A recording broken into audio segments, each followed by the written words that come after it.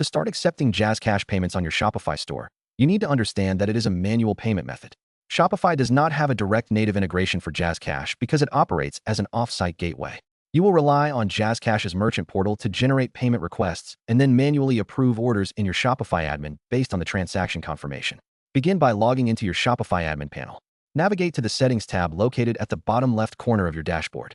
From the Settings menu, click on the Payments option. Here, you will see a section titled Manual Payment Methods. Click the button that says Add Manual Payment Method, then select Create Custom Payment Method from the drop-down list. In the text fields that appear, you need to provide clear instructions for your customer. For the custom payment method name, type JazzCash. In the Additional Details box, explain exactly how the transfer should be made. You must paste your registered JazzCash merchant account number or your mobile wallet number here. It is also crucial to instruct the customer to enter their transaction ID or the sender's number in the order notes when they complete the transfer, as this is the only way you can cross-reference the payment. Finally, click the Activate button to save this method. A manual payment method means the order status will appear as pending payment in your dashboard. You must never ship a product until you have independently logged into your JazzCash application or merchant portal and verified that the exact transaction amount has been deposited into the specified account.